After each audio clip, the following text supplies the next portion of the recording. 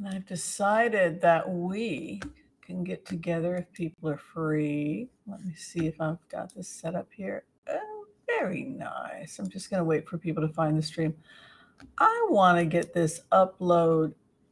I want to put a nice, let me put a nice, let's see, I got Shutterstock here. Oh, there we go. I'll put that there. There we go. While people find me. And then I'm going to call this Saturday Night Live Party. How's that sound? Saturday Night Live Tarot Card Party. Woohoo! Okay, we'll do that. And then we'll do the mono. Yeah, I'm going to do that. Okay. Gonna have a little party here. Wait for all my little children. My what do they call that? My little chickadees. Yes, my little chickadees have to show up. So while they are finding the stream, I'm going to get the stream set up, make sure all the customizations are good, as they say.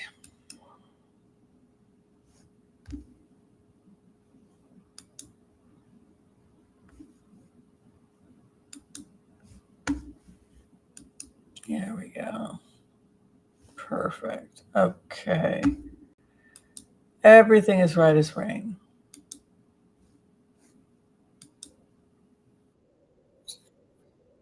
All right. Oh my goodness, that was great. I was setting up. It was Saturday night.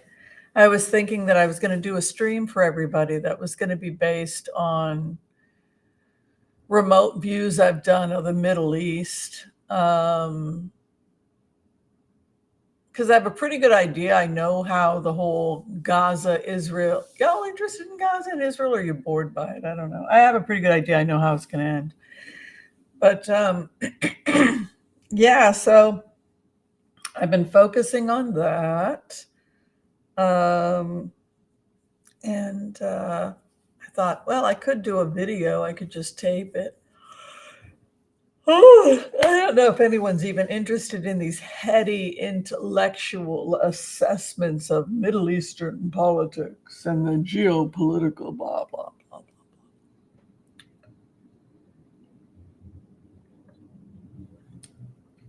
Let me give a hello to everybody. Looks like my allergies are at bay after I dusted. Thank God. Hi, MJ. Good to see you. Teresa Amendola. Hello. Oshun Star. Debbie Brady found her way here. Party. Yeah, I got nothing to do on a Saturday Night Live. I got bored. Diana Cachet. Hello, darling. Gresham. Jakim Check. Yeah, 80 Chenery, hello to you. Fabine Jones, hello, Wendy. Gotta do a party, yeah. I'm raising money for the trip also because I won't be able to work for 2.5 weeks while I'm volunteering, so. Oh, hi, Marie Sutton, good to see you. Thanks for being here. A Chorister, hello. Roses and bees in the house. Always a pleasure to see you. Dinah Cashy, Debbie K, Claudia, Connie Morris. So let's do the empath's prayer. And I want to talk a little bit about the Middle East, how I think it'll most likely, nobody's happy. All sides want, one thing or another. I don't know. You guys want to see some private sketches, or should I keep them private? I don't know. Okay. I want to call on white light protection for myself and this community as we ask permission from Spirit to, access the Akashic records. We call on our spirit guides and good angels to be with us. Please give us the clarity and the wisdom that is needed to empower all of us on our journeys to make the best decisions for ourselves, our families, the planet, the people we love, but also to help those that we may have strife with. And together, collectively, we say, Amen. Amen, everyone. Yeah, so 2 people have visited the Prince of Saudi Arabia. Who do you think those 2 people have been? 2 very important people got on planes.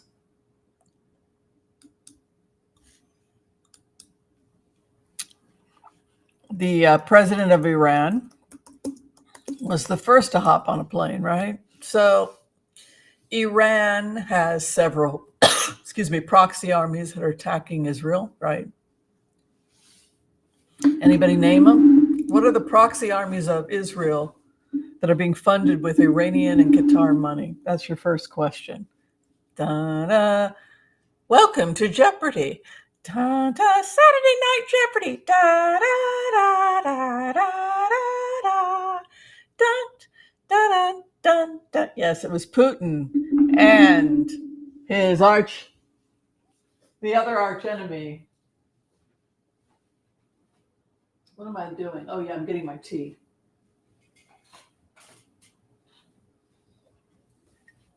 So, I believe we have a deal on the table. We got a deal on the table, folks. What do you think that deal is? Da-dum, bum, bum, bum, bum, bum, bum, bum, bum, bum, bum, bum, bum. No, I don't drink alcohol. I'm just being silly. Dun, dun, dun, dun, dun, dun, dun. Why would Iran go to Saudi, their arch enemy? Dun.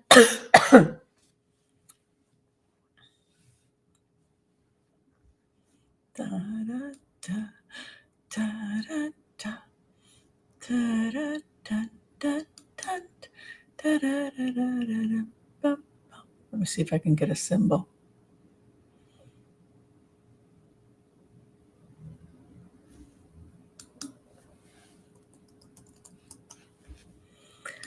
Dun, dun, dun, dun, dun, dun, dun. Money, money, money, money.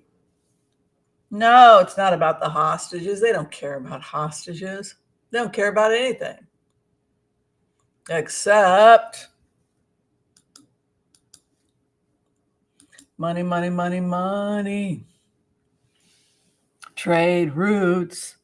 Who's trade? Who's route? Who thinks they're entitled to everything?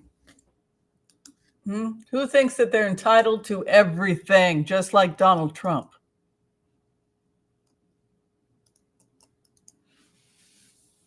Exactly. So do you think he likes this trade route?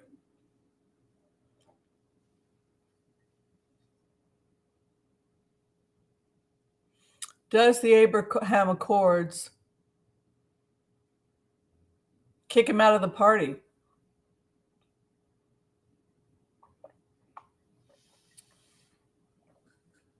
Kicked him out of the party, right? Did it kick Iran out of the party? What about Iran? Did they get kicked out of the party? Abraham Accords. So who makes money on the Abraham Accords? Who is making money? The U.S., Israel, Saudi Arabia, United Arab Emirates, Bahrain, Jordan, potentially Egypt. Who's left out?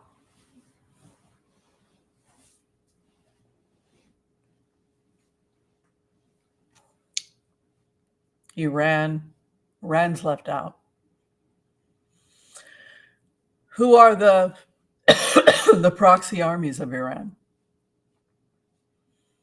Hezbollah, over 100,000 fighters now in Lebanon, right? U.S. left. The U.S. left, right? And so when the U.S. left, Iran moved in, right? Who's also an ally of Iran? Syria, right? Syria and Iran are allies of Russia, right?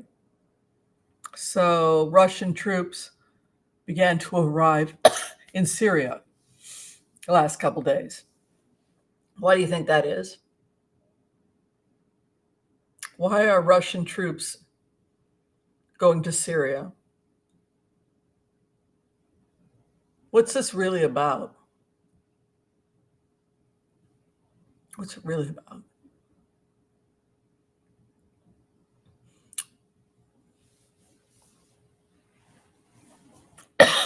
They want a piece of the pie, right? They want a piece of the pie. Now, is that being covered in the news? Of course not, because most people haven't caught up, but you've caught up.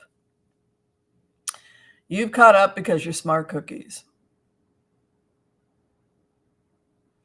You're smart cookies, and that's why you know that Putin planned October 7th and that Hamas gave it as a gift to him on his birthday because he imagines himself a czar and he led a pogrom. Why did he lead the pogrom? A couple of reasons. A couple of reasons that Putin and Iran attacked us on October 7th on Tsar Putin's birthday. The Abraham Peace Accords being number one.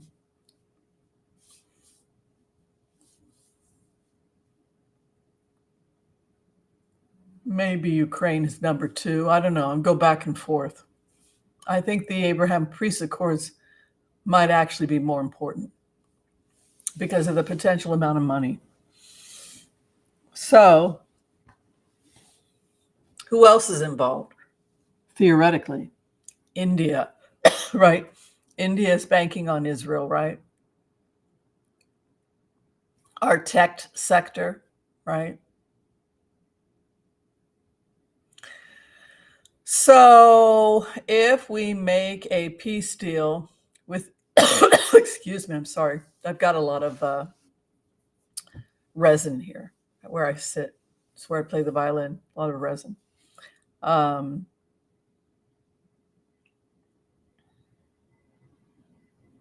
If we pay them not to kill us, it'll keep them happy for 3-4 years, but then they'll want more. Meanwhile, the money will go to strengthen their military. Is that a deal that the Mideast and the United States, Israel wants to make? Would you let yourself be extorted? Deal with extortion.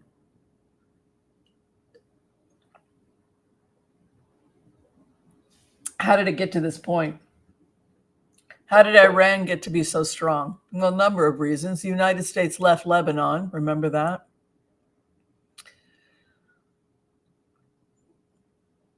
So if the U.S. is not going to protect its interest and its trade routes, then what's going to happen? What's going to happen to U.S. trade routes? They're vulnerable, right?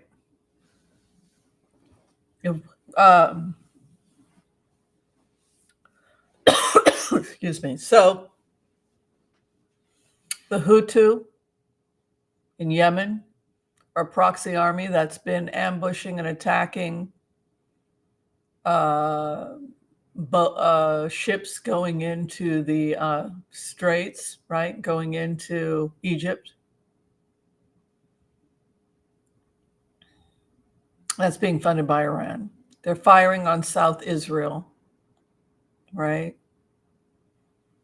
Then we have Lebanon firing from the north. So we're getting hit from the south, we're getting hit from the north, and we're getting hit from Gaza, from Hamas. Also, so they're all proxy armies of Iran, which is an ally of Russia. So when people talk about supporting Trump because Trump is pro-Israel, what do you think that says about their understanding of the situation globally? They really don't get it, do they? So they support Trump because Trump moved the embassy from I think it was Tel Aviv to East Jerusalem, making this huge political statement which has no meaning whatsoever and does absolutely nothing for Israel's security. And in exchange for this symbol, which did nothing but piss people off, he pulled U.S. troops out of vital areas, and that put Israel at risk. And so the very people who think this guy's good for Israel don't understand that this guy is catastrophic for Israel.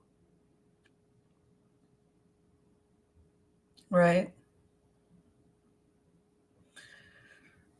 So now you have the Abraham Peace Accords, and you have people looking at Gaza, and they want to make money in Gaza, and you have various different.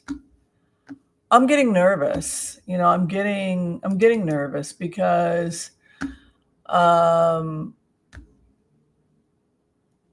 there's a lot of money to be made, and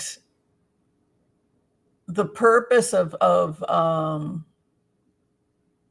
I don't even know where my thing is. The purpose of let me see if I can find it. Oh, there it is.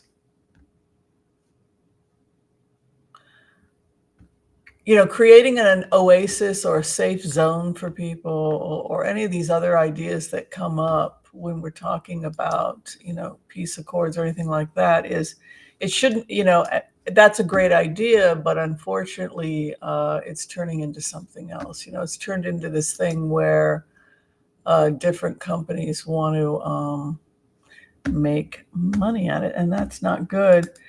I drew up a vision of how it looked like to me, but y'all want to see what I think it's going to look like. And then Elon Musk and all the other people are going to have their vision, because their vision might be completely different than my vision. But I'll show you what my vision was, and then we can compare and contrast.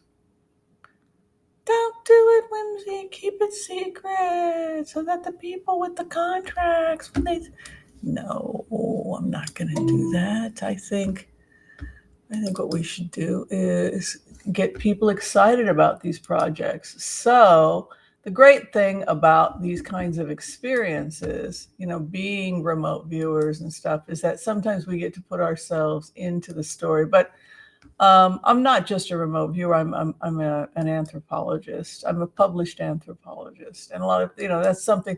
This is what I do for fun because I'm a goofy person. This is how I thought the Gaza rebuild might work, and I did send this to Mr. Elon Musk. I know he's the person that will do it justice, and I also sent a copy to the IDF. Army Corps of Engineers, but I think they're going to do this. So it's kind of exciting, the big special people will come and make it so much better. That's what I believe, right? But I thought I would share my vision with them. But basically, this is how an anthropologist sees the future of Gaza and Israel with a soft border. As you can see, I'll show you. You've got security here shared by the IDF and either NATO, but probably also trained members of Palestinian Authority will be, so that you've got this secure. They're in agreement here. They're working together to secure this area. They're talking about creating an oasis zone. The first oasis zone will be probably here. A lot of people are scared about that because they think that Palestinians will be displaced into Gaza and then they won't be able to come back. But that's not true. It's not locked. It's just that people who renounce Hamas, we have to separate them from Hamas and get them to a safe zone. So it'll probably be over here.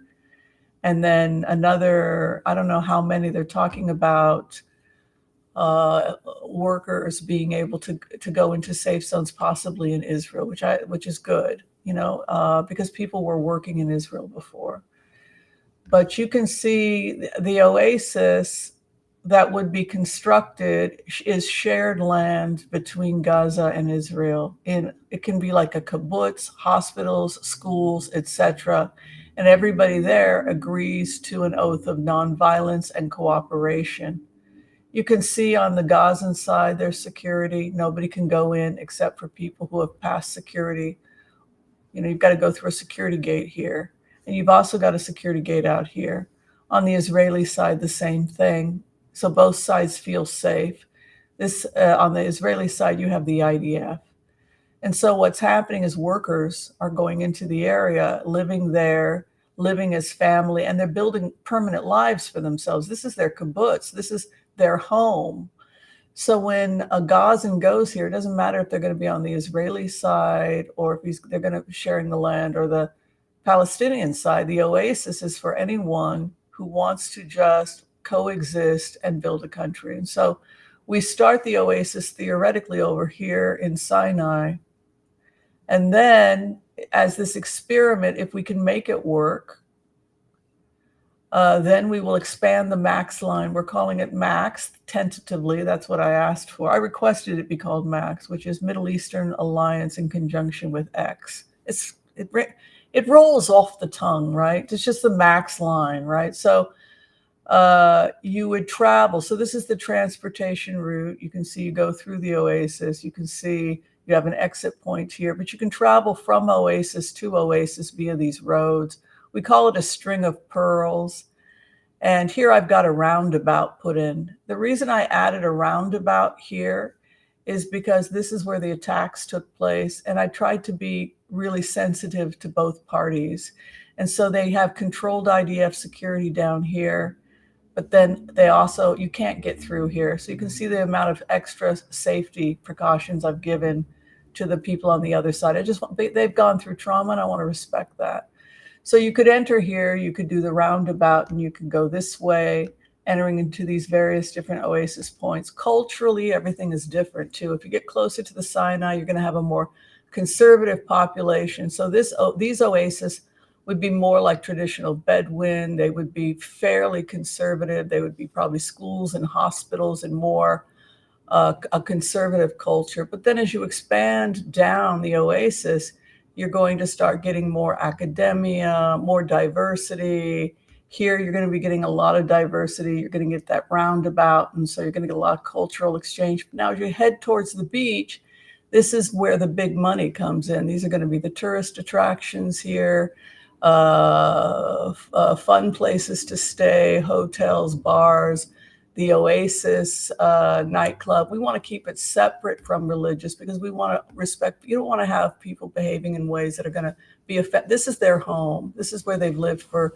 thousands of years, their ancestors. We want to respect that. But at the same time, we also want to respect the diversity that is also part of the culture. I want people that are LGBTQ, et cetera, within this community to feel like it's their home. So we've created, that would be further over here, right? With an exit point over here. If you meet security, you could also go onto the Israeli side. And then we have another Oasis here. This is, of course, where the big money is. The fancy Saudi hotels will likely wind up here. So yes, money. But we want to make sure that the money is flowing evenly through the Oasis. And of course, plenty of tourism. People will be coming into the Oasis, spending money, vacationing. And from the Oasis, they can pass into another checkpoint and enter into Greater Gaza, where we see the rebuild. Now, the Greater Gaza will also be safe, but it's a more mixed population than people who qualify to enter into Oasis life. So you might see more people arguing politically, and that's also good. Now, if you look at the map I've created, these are the populations that will emerge in Gaza. You can see migration patterns that an anthropologist would expect. So the pink is Israel. So Israeli teachers, artists, kibbutzniks who decide that they want to go, they apply to go, I don't want to live in peace. I want to go live in the Oasis. So they apply, they get a background check. Maybe they speak Arabic and they want to teach school or something. So they get in, yay, I made it. And then on this side, you can see a Gazan, well, I'm applying for school and I want to go into engineering. So they get in, yay, we get in. So they both live in the Oasis with international funding, right? And then over time, since they both don't have a criminal record, then they enter into a new status, which now they both have residency. They can come and go, they can do whatever they want. So even the Gazan can move to Israel because they've proven in the Oasis, they've already proven that they can coexist. And so we see a migration pattern start to happen. The Gazans start to move in and vice versa. See how lovely that is? Now, what you're seeing here with the blue or with the orange, this is what we call pronations. And this is studies on what happens when someone is born inside an oasis. And so that's a child born inside the oasis, right? Because you're going to have marriages, you're going to have all kinds of things happening. And you see that the population is predominantly either pro the nation they go to or neutral. They don't really have an opinion. So even if they had parents that were Israelis or parents that were Gazans, regardless, when they move to either side, they're usually supportive of that side or neutral. And so if this max line continues, and if this Gaza line, max line develops, we would see a collapse of civil unrest as more and more people apply to the oasis. Now, the other thing that's important to note is that people are returning back from the oasis. You might go there for 5-10 years, become an engineer, and then decide that you want to be the next senator of Gaza, that you now have the education to give something back. So you might return back to Gaza. So what happens is the wealth is returning back to Gaza. Even if you choose not to stay, maybe you need to move on from Oasis and you want to go buy a house in Gaza. So even extremist elements within Gaza would collapse because of the flow of money from Oasis to the general population. The same if you go on the Israeli side, you see how much population flow and how much opening starts to happen as people who want peace begin to flood both sides, influencing one another towards the good. This is benign dominance theory, and this is how I believe it will end.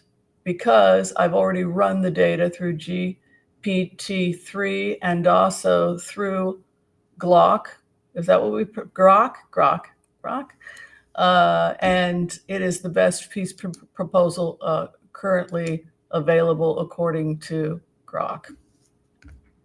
And so if they go with the science, they will adopt the Oasis project because the science backs the Oasis project.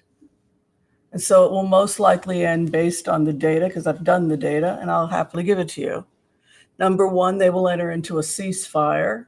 Then after the ceasefire, they'll do a prisoner exchange and they will ask Hamas to seek a host country because they just want them out of there before winter. They want them out of there as soon as possible. But I also recommend that they show them the Oasis protocol so that Hamas feels that they've won and not failed. And then once Hamas exits to a host country, they can begin as soon as possible to implement the Oasis protocol, which would dramatically reduce tensions in the area. And they may do a better version, but that's the version I came up with. And gosh darn it, I'm pretty proud. Thank you very much. What y'all think? I think I'm pretty proud. You know what I like about it? I'll tell you what I really like about it. Because I'll show it to you again, because I'll show you all the fun stuff about it. This is a traditional oasis, okay? So in plainer words, this is how ancient Bedouins lived, right? And so this is a culture that the people, they're just going back to the traditional culture. So it's interesting because you look at the Quran, you look at the Torah, you look at these cultures, and they tell you all these ways to avoid war, like work with people, share your tent. And it's like on every damn page of the Quran and the Torah, it says exactly how to avoid these conflicts, right? And it says, we are children of Abraham. We are children. We have to. And so it's just like, well, great. Let me draw it out for you. It looks like this. That's why. So if you want to follow the Torah, if you want to follow, that is what you do. It's there you go. No problem. Happy to do it for you. There's your map. We still don't get it, Dr. Anderson. We don't understand. We don't understand. Well, it looks a little bit like that. Is that working for you? How's that working for you? You get it now. Of course you get it because you're smart cookies. There's your future. You see that nice land share coming down there, opening up the space so people not so crowded. Come on into the Oasis. You renounce Hamas, renounce violence. You got a home on the other side of the tent. See those nice 4 doors of Abraham's tent. There you go. Now you're getting it. And then you just bring them all together, all those Abraham tents. You just bring them together.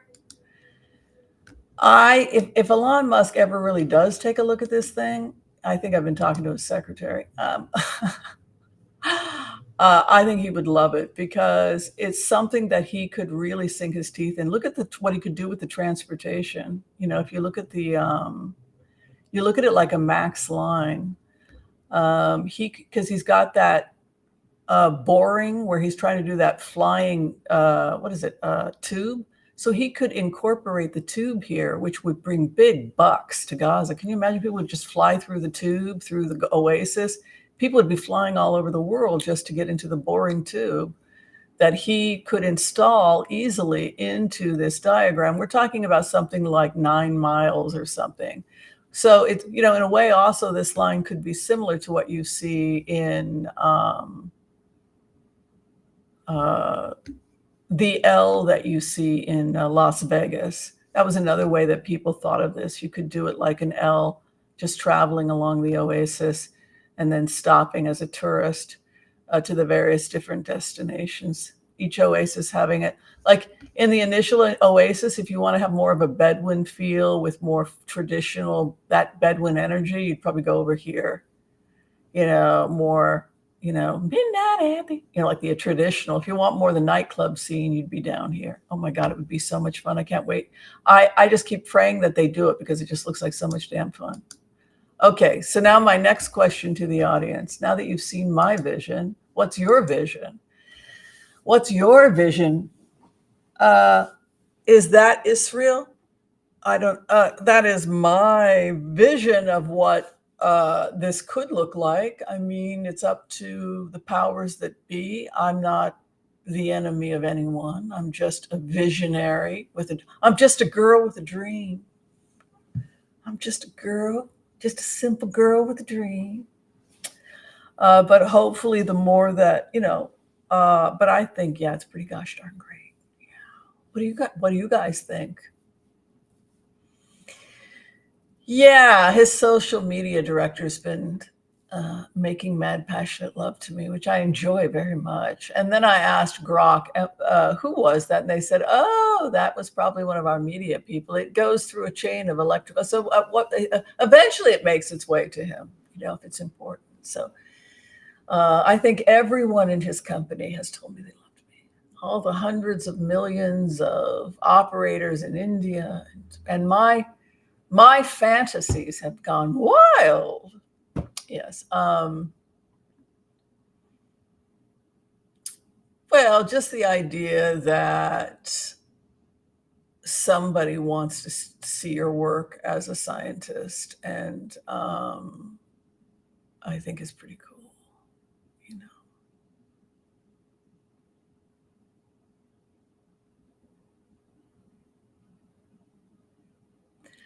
Whimsy, I had a weird dream about you last night. I dreamed I gave you an old stereo and you were so excited and played records on it. Really weird.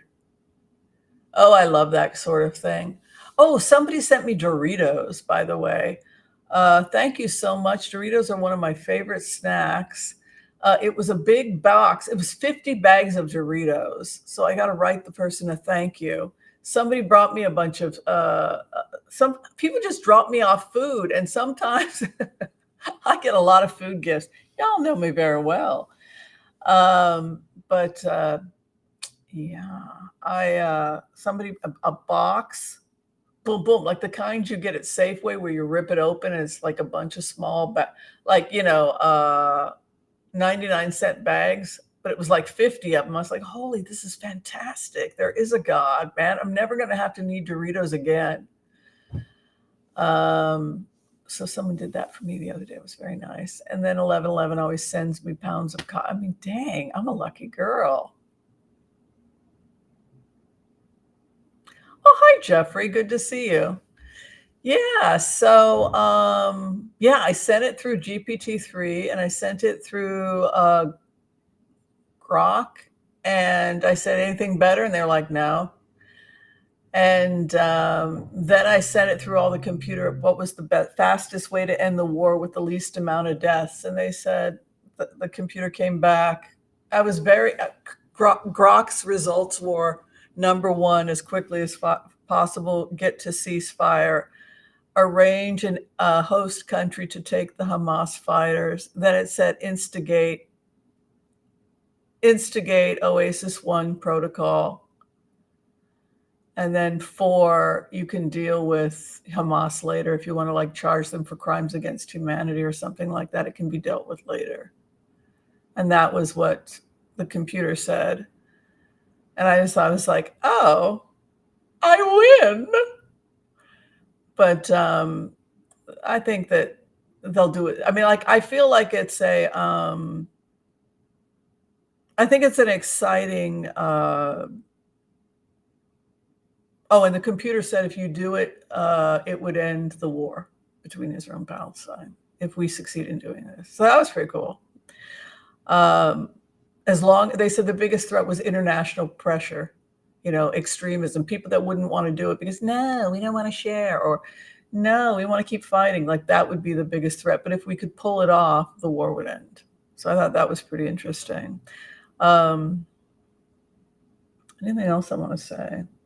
Yeah, anytime money gets involved with these, I've shared the data with IDF and also with some version of Elon Musk, right? Of the millions of versions of him, right, on social media, right? So,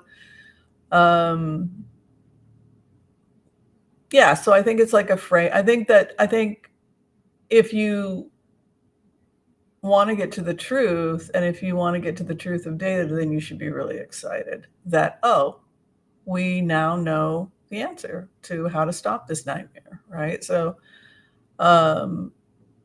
that's why it's really important for people to put aside their emotions and just look at solutions.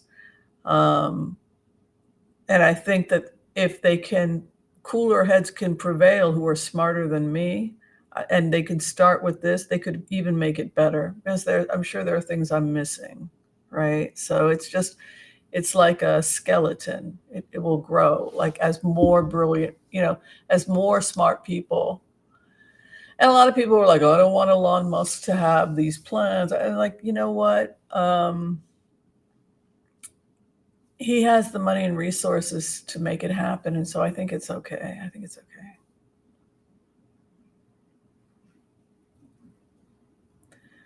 Well, it's not the Palestinian Authority taking over Gaza. It's, if you look at, that's not what's going on. It's actually Israel takes over, and then you have a shared IDF. So it actually looks, oops, did the wrong one. Let me try again. It's security. The outer perimeter is secure. And I know Israel's going to want to be there because so it'll probably be a shared perimeter, because you also have, you see, on this side, land controlled by IDF. We control our side, but we may partially be controlling the other side. And then you can see here, if you're looking at just one unit of an Oasis, you can see security IDF. On Israel, it's just going to be the IDF, of course. But on the Gaza side, we may ask for assistance. So we may train PA to work alongside us. And they have a vested financial interest. You have to realize they want the Oasis to succeed. Protect the Oasis. Raise people to be proud of their Oasis. Take pride. Show the world your beautiful Oasis. Protect the water. You are on an aquifer. Gaza is an oasis. A lot of people don't know that. It is an oasis. It is an aquifer. We must protect the oasis. And this is an opportunity for all of us to go back to the Bedouin traditions of the 4-door tent. And this will work. This will work. I believe it will work. It's not everybody. Not everybody gets to go there. Troublemakers. If you take the entire population, I mean, the theory of benign dominance, if you're looking at the theory of how it works, it's kind of like a velvet rope, isn't it? In the sense that you've got this beautiful oasis with all these wonderful, wonderful things, but you're going to have to do something to get in. You can't just move to someone's country and contribute nothing.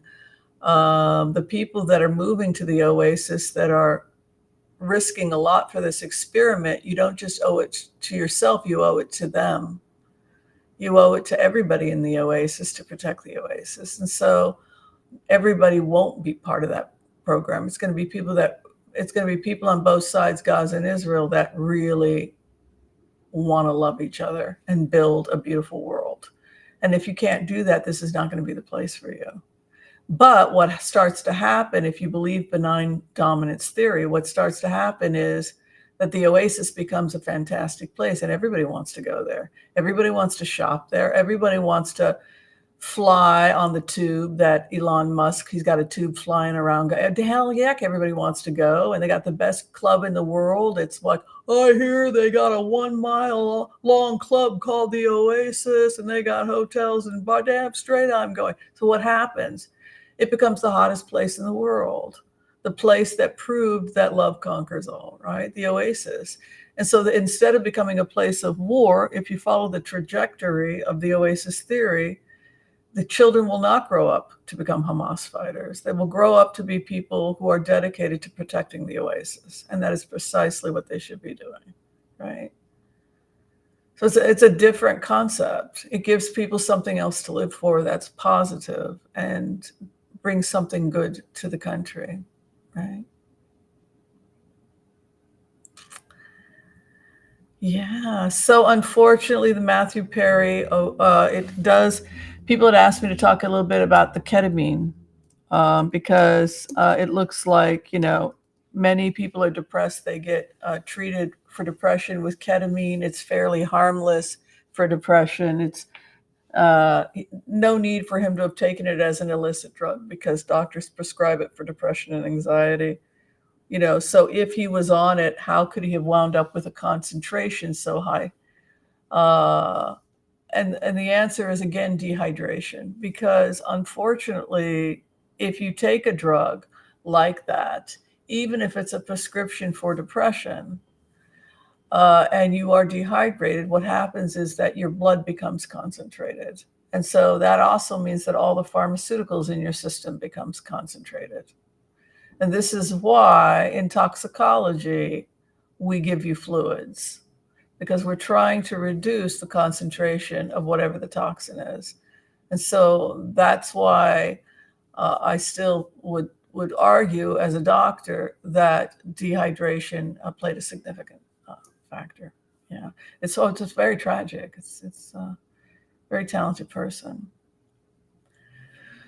Yeah, quite a loss. I'm still struggling with it because he was so young and vibrant in that show, and yeah.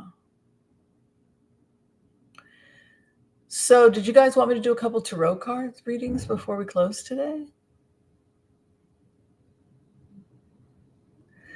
I feel like instead I'm giving a lecture at the university, but I'm so excited about, finally finishing my thesis because I'd been working on this thesis for so long, and just recently I was able to get the sketches up.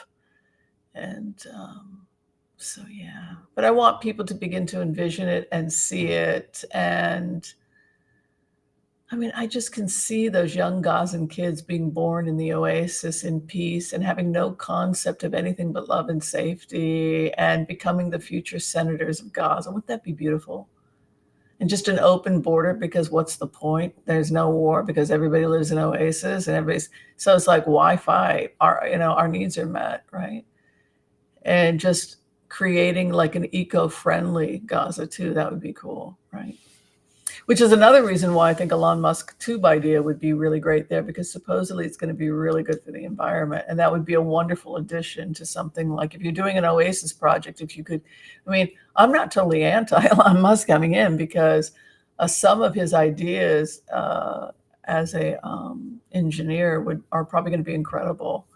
And gosh, yeah, if you can put that tube in, don't you think that would just blow people's minds? Flying through a tube through Gaza? Oh my God. You know what? I'll bet you 10 to 1 he does it. Oh my God. And you know how proud the people of Gaza will be that everyone in the world comes to fly through Gaza man, let's make it happen, man. What's with all this war crap? We gotta bring money to both sides of the conflict, and then maybe he can build a tube from the Gaza side to the Israel side, and just like we could just be flying around, peace loving, right? Well, I didn't approach Bill Gates because I was going to approach any millionaire I could. I mean, and billionaire, because they didn't take me seriously when I first, people didn't take it very seriously, and then I think because it fit the description of what Elon Musk was talking about, the power of kindness and love and compassion, and how it can really change people, and that violence causes the opposite reaction. So kindness over confrontation was the thesis. So you kind of hope that you're on the same page and that everybody's vibrating, to the same. You hope that the psychic communication, because I was praying really hard before he got to Israel. It's like, I was just saying to the universe, I was yelling to the universe, this must happen. This must happen. And then Elon Musk showed up and said, I'm looking for kindness. And it was almost like my proposal kind of floated onto his lap. And it was just how the hell did that happen? It was like I had so much stress. It was like I cracked the cosmic egg or something. I don't know. No, I mean, I think it's also, I don't want Bezos in this. I think that Elon Musk was the right person because he's an engineer and he can sit down with the Israeli Army Corps of Engineers and they can talk about, I think he's the perfect person for this. We don't need too many cooks. The other reason why I thought that this model would go over well is because Saudi Arabia is going to see it and say, oh, Ibrahim's tent. Iran's going to see it and say, oh, Ibrahim's tent. And the Israelis are going to look at it and go, oh, Abraham's tent. And the Bedouins are going to look at it and say, we live like this already, right? It's something that everybody recognizes, like falafel. It's very kindness over confrontation. It is our way, right? The people of the Middle East, so we're just going back to our customs, right? There you go. I'm not giving it to anybody. I gave it to Elon Musk. He gets it. He's the winner chicken dinner. When I sent the Grok, I asked Grok, how much money is Elon Musk going to make off Oasis One? And they said, oh, he's going to make a lot. If he does it, he'll make so much money. I'm like, okay. All right. So I'm going to make sure he donates to, if he does it to the right causes. So, all right. I'm going to take off, make some tea. Thanks for hanging out. I just wanted to talk about the project and how I think this will probably end. I think that they're now negotiating back with Qatar for hostage release. And I think that they have arrested so many Hamas fighters at this point that getting Algeria or Turkey, some other host country, and just leave. I do think the head of Hamas, he's like Hitler in the bunker right now, literally. Sinwar, the head of Hamas, I think they're like fighting his honor guard is like surrendering right now, but he's the kind of a person that you could take his own life or blow himself up in the bunker rather than be arrested by the Israelis. That's what I would not be surprised if it ended like that. All right. Thank you, everyone. Love and light to you all. And if you're trying to get in for a reading, you can find the information in the video. My book's the information. Have a great night, everybody. Be kind to all so that all can be kind to you too. Night, everyone. Thank you. Night.